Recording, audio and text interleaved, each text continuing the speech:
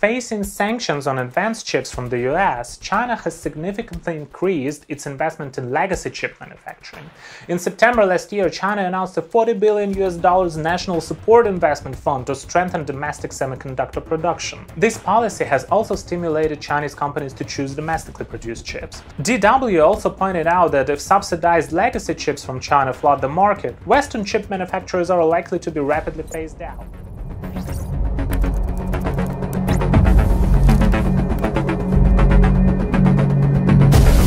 Hi everyone, this is Stan, your favorite Polish Taiwan YouTuber. Hope you're having a great day. Welcome to today's show.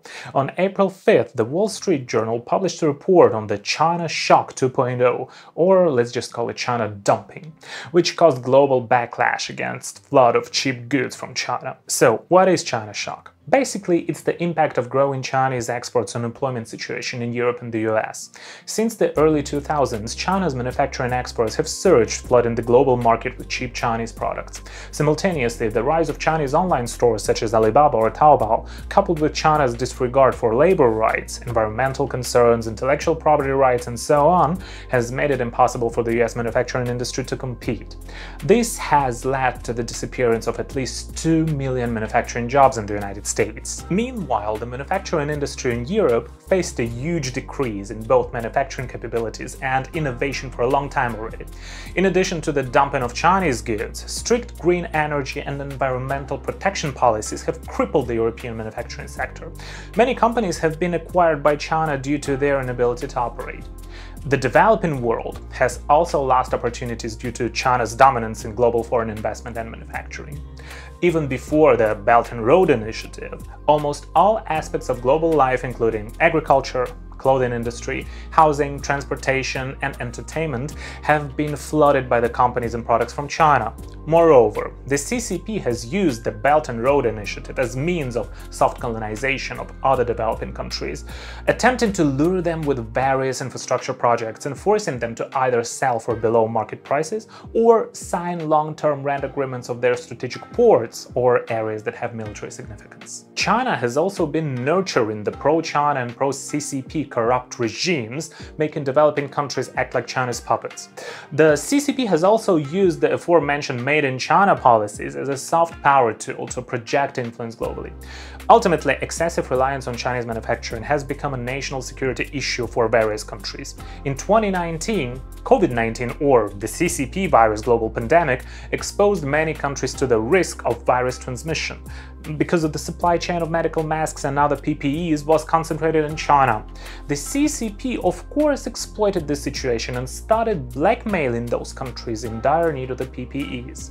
Then, China released its domestic vaccines with very low efficacy and effectiveness and used them to force the developing countries that were in dire need of the COVID vaccines to reach compromises diplomatically with the CCP's regime. In 2018, former US President Trump started the US-China trade war, raising tariffs to counteract the Chinese Communist Party's dumping practices, including subsidies that go against the WTO rules.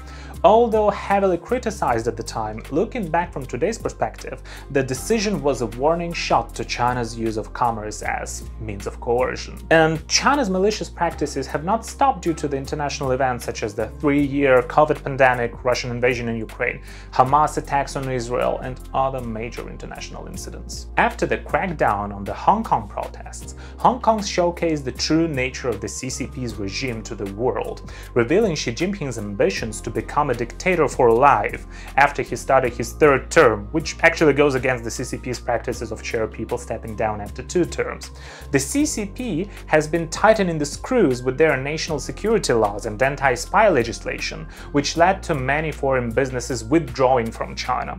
Combined with internal factors such as the demographic crisis, real estate market bubble, corruption issues which affect the CCP's economic recovery from the pandemic, the domestic consumption market in China has weakened drastically.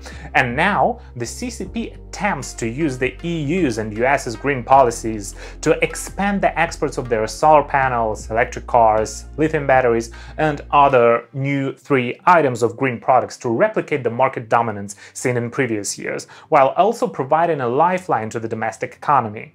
They are well aware that if they can dominate the market in the new energy policies advocated by Europe and America for many years, the CCP can can not only shift the pressure of excess production capacity onto the EU and the US, but also weaken the economies and manufacturing capabilities of these countries. This is a trade war. In late February 2024, a massive ship named Explorer No. 1, loaded with thousands of BYD electric cars departing Shenzhen, reached the port of Bremenhaven in Germany. This vessel brought back the nightmare of Europe being flooded with cheap solar panels from China that happened at around 2010. On Wednesday, April 3rd, the European Union announced that it would launch an investigation into China's alleged improper subsidies damaging market competition in the solar energy sector. In fact, according to the Bloomberg reports, on March 5th, the European Commission announced that it had found sufficient evidence to prove that Chinese electric cars exported to the EU were receiving subsidies from the Chinese government, including direct fund transfers, tax exemptions, or providing goods or services at prices below the market value. The European Commission stated that based on the investigation released on March 5th, evidence showed a significant increase of 14% in the import volume of Chinese electric cars within a short period compared to the previous year since the investigation began. If the import of Chinese electric cars continues at its current level, European automakers will face declining sales and production. As of November 2023, China had exported a total of $12.7 billion worth of electric cars to the European Union. Also, in April this year, the US Treasury Secretary Janet Yellen openly criticized China for unfair competition and oversupply of subsidized clean energy products such as electric cars, solar panels, and lithium batteries, stating that such an unfair competition distorts global prices and hurts American firms and workers, as well as firms and workers around the world. Yellen also cited a recent survey by the American Chamber of Commerce. 1/3 of the US companies based in China said that they were treated unfairly compared to local competitors. The United States sees China's unfair economic practices, including setting up barriers to entry for foreign companies and taking coercive actions against American businesses. Electric car manufacturer BYD initiated a price war, prompting Chinese brand car manufacturers to follow. This has put pressure on electric car brands from Europe, the US, and Japan, intensifying competition in the global car market. Following the Lunar New Year holidays, Chinese car manufacturer BYD reduced its suggested retail prices MSRP by 20%.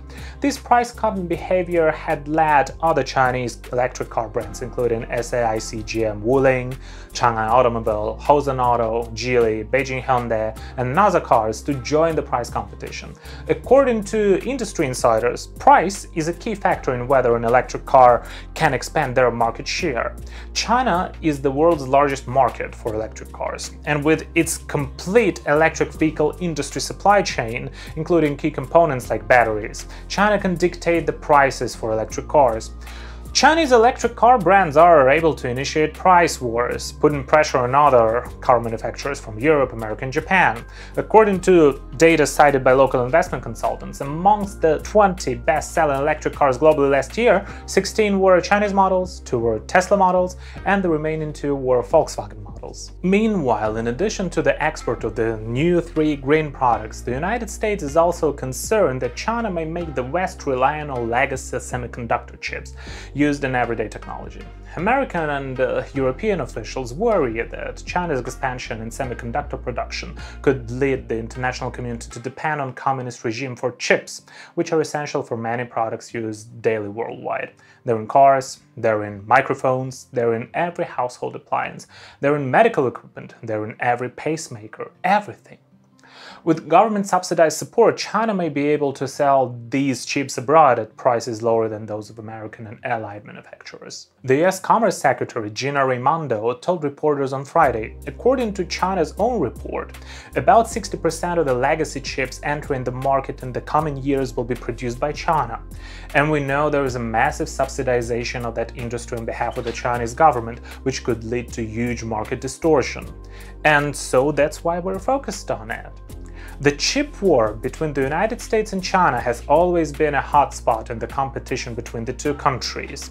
According to Deutsche Welle, DW, if we look at AI, although China cannot occupy leading position in advanced chips, but they still are dominating in the AI market, causing headaches both in the US and the European Union. Facing sanctions on advanced chips from the US, China has significantly increased its investment in legacy chip manufacturing. In September last year, China announced a $40 billion national support investment fund to strengthen domestic semiconductor production. This policy has also stimulated Chinese companies to choose domestically produced chips. DW also pointed out that if subsidized legacy chips from China flood the market, Western chip manufacturers are likely to be rapidly phased out. China has attempted such dumping practices with solar panels, and the EU sees it as an unfair advantage for Chinese manufacturing. The continued expansion of subsidies allows some profitable state-owned or semi-state-owned enterprises in China to maintain their operations. However, their innovation capabilities are very weak. So, what may follow is the wrong valuation of specific enterprises, the sale of unprofitable products, and the accumulation of debt due to poor investments, leading to the tech bubble bursting in China. While the strategic approach of monopolizing markets to gain leverage in commercial diplomacy may sustain the CCP's ruling regime in the short term, it will not improve the various economic problems that are already threatening stability domestically. At the same time, emerging markets and developing countries are beginning to consider how to resist the second wave of large-scale exports from China, following the lead of developed countries. The success of this joint resistance strategy depends on the government policies of each country, international solidarity, and the foresight of multinational corporations. Meanwhile, the countries in Europe and America also need to reconsider whether their green energy policies and industries will become hidden dangers to national security and economic development in times of crisis.